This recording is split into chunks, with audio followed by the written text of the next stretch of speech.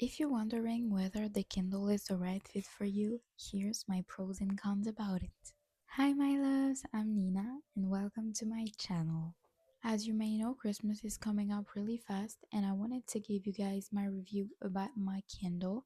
I have the green matcha paper white version. I've got it in September for my birthday, and it's been months since I'm using it.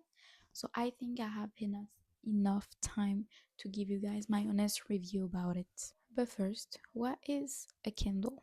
This definition is from Wikipedia. So, an Amazon Kindle is a series of e-readers designed and marketed by Amazon. Amazon Kindle devices enable users to browse, buy, download, and read ebooks, newspapers, magazines, audiobooks, and other digital media via wireless network to the Kindle store. About the price of the Kindle, a Kindle starts from the basic version that costs 90 euros and the premium version that costs more than 300 euros. The one I have cost 100 euros. I'm not spending much more money than this for a Kindle, but if you want, you're free to do it. Let's go and talk about pros and cons about the Kindle. Something really basic about the Kindle, and everybody prays about it on social media, is the size. As you can see, it's the size of my hand, and it's really practical for when I don't want to wear any purses. I know my Kindle fit inside of my coat pocket, which is really practical. Or if I want to go out with my man, then I can put my Kindle inside of my man's pocket, and that's game changer, to be honest, because there's nothing more upsetting than having with myself a 300 pages books for a day out when I know the size of the book doesn't fit my purse. So I have to settle and let my book at home. When with the Kindle I can have everything I want. So something negative for me about the Kindle, as I said it, the size makes it really practical to read, and that way I read too fast. For an example, I've read 9 books in the month of November, and the size makes me go from books to books, so I don't settle.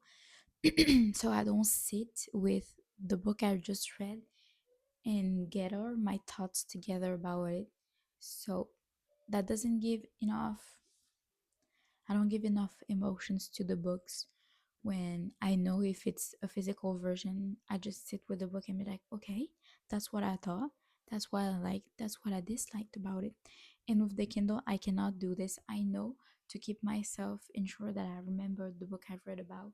I wrote my review on my notes app on my phone, but that's something you should consider because I am a fast reader. I jump from one book to another. That's not good. Sometimes I just have to force myself not to read for a few days to be like, okay, this is what you were thinking about that book.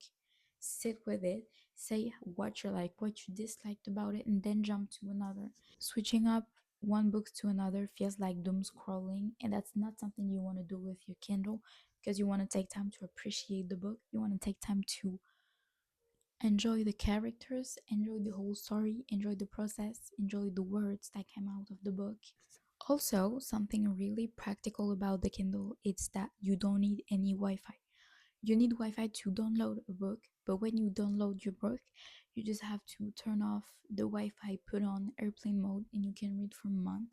I saw someone on TikTok, they downloaded that downloaded book on July, and they loaded out, they took out their airplane mode now on November, which is absolutely crazy for me that something like this, it is so small, that thing can stay awake for 3 months. That is crazy to me, but that is so practical when you're out for days or when you go to long trips.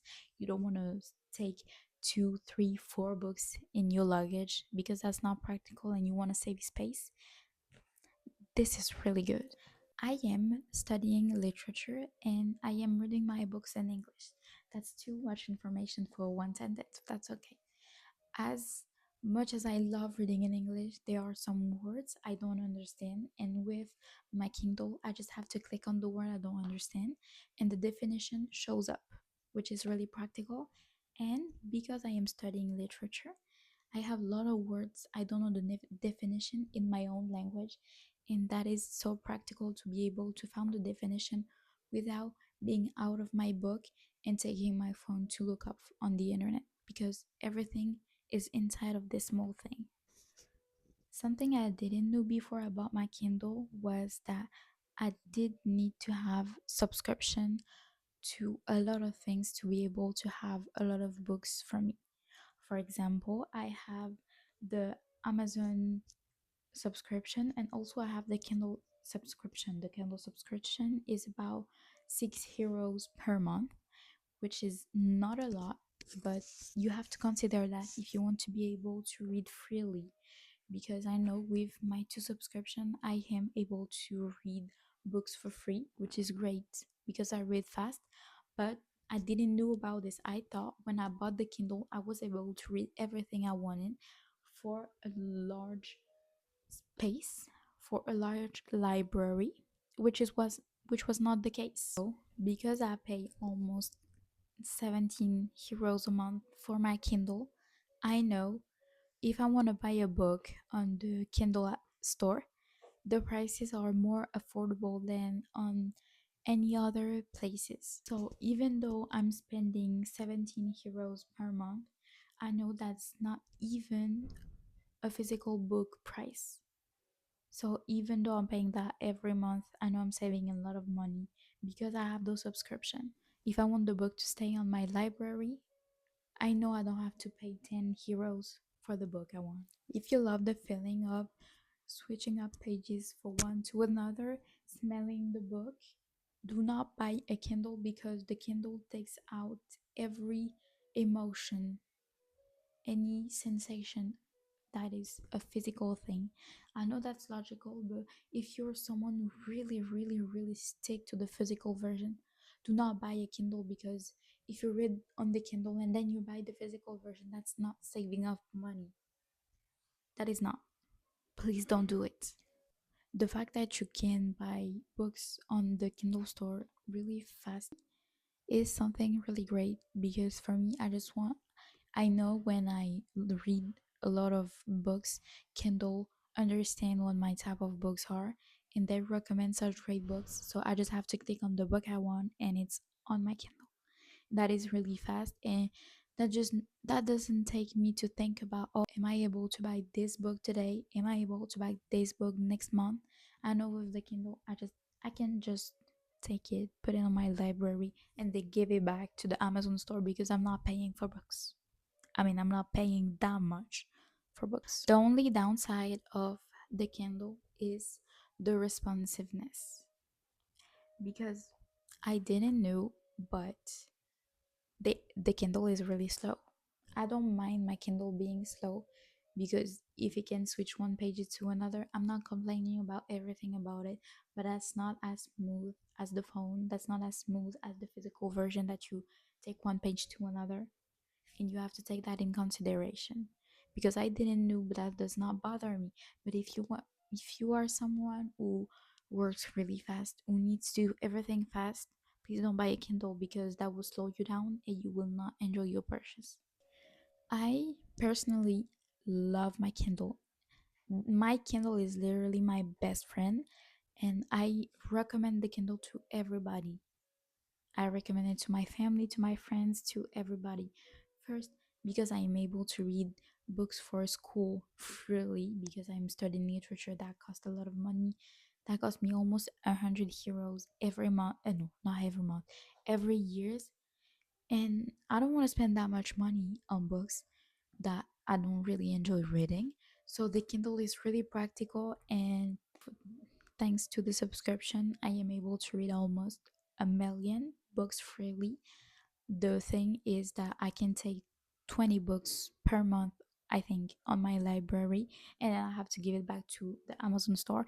But I'm okay with it, because if I like the book, I read it, and if it's one of my favorite, I would just take them to buy the physical version. But I'm not buying books because I like the books. I'm buying books because it took out something from me. I was like, if not, I'm not buying the book. So the good thing is I didn't set it as a pro because that's something a lot of people talk about it on the social media. But the fact that with my Kindle, I can take time out from social media, it is something non-negotiable for me because I have a terrible phone addiction. I have a social media addiction that is keeping me locked on my phone. And when I know I have my Kindle and I can take my book and be in my whole new universe, I know it takes me out of my phone. And that is something I'm not thinking about twice. Just for that, this is absolutely perfect because my screen time has decreased. Crazy. Guys, crazy. My screen time has decreased crazy. I was 10 hours on my phone per day. Now I am 5 hours per day. I know that's still a lot, but that's something I'm working on. But I hope my review gives you an insight of whether you want it for Christmas or not. I just want also to make sure that if you want to buy a Kindle and you're not sure about it, please buy a second-handed Kindle. That way you don't fit in the overconsumption universe. Please don't buy things to buy things. Think twice. Don't put yourself in a bad position for a Kindle. I know people are selling Kindles on a really good prices. Feel free to look at it before thinking of buying a brand new Kindle. I love you guys. I hope you enjoyed today's video. I will see you guys soon. Take care of yourself.